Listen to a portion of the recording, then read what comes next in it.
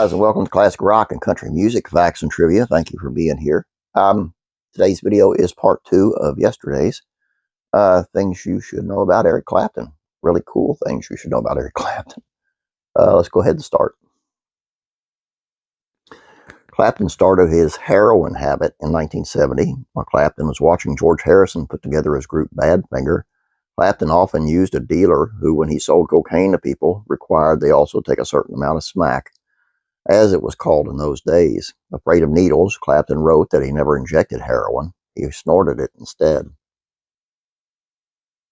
In September of '70, Clapton bought a left-handed Stratocaster, hoping to give it to Jimi Hendrix, but Jimi passed on before Eric could give it to him.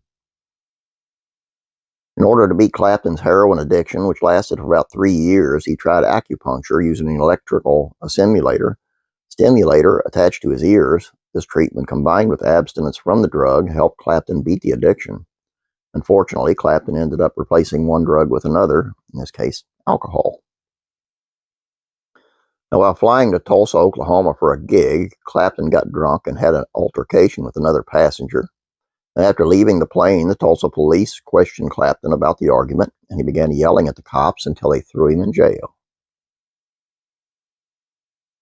In Frankfurt, Germany, in '78, since Clapton had built a reputation as an inveterate drunk when his manager canceled a show because of technical reasons, headlines in the national papers the next day read, "Eric Clapton, too drunk to play."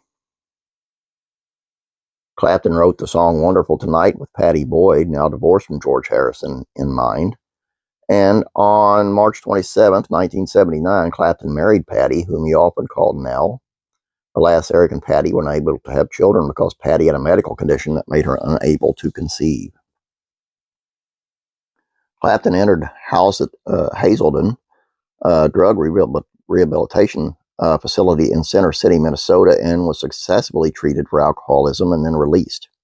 However, just months later, he relapsed and continued drinking for years, eventually hitting bottom again and composing a song entitled "Holy Mother," in which he asked for help from God. Distraught because Pattie Boyd had left him for another man, Clapton consumed a full bottle of 5mm Valium pills. Fortunately, these pills put him to sleep instead of killing him. Clapton and Pattie Boyd were divorced in 1988. In '87, Clapton returned to Hazelden Treatment Center for more rehabilitation. This time the therapy worked because Clapton wrote he had learned how to ask God for help and received it. In August of '90, Clapton performed a gig at the Alpine Valley Theater near East Troy, Wisconsin. He played with Buddy Guy, Robert Cray, and Stevie Ray Vaughan. After the show, 4 helicopters loaded everybody up and took them home. Tragically, the pilot on the chopper in which Vaughan flew lost his way in the thick fog and crashed into a man-made ski slope, killing Vaughan and everyone else aboard. Viewing the fog before takeoff, Clapton felt apprehensive and thought, "This doesn't look right." In 1990, Clapton was beginning to feel good about being a father to his 4-year-old son, Connor, whose mother was Italian model Lori Del Santo. Sadly, while staying in a high-rise hotel in New York City, Connor accidentally walked through an open window that had been left open by a janitor and plunged 49 stories to his death.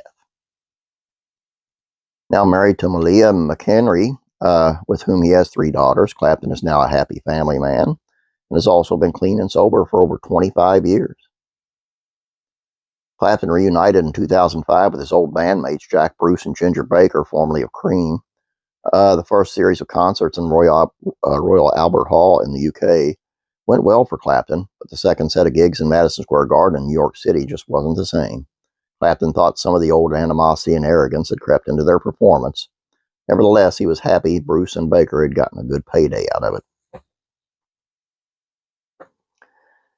You know, I know he brought a lot of his bad stuff in his life on himself, but man, he had a lot of bad things happen to him from day one. It's just,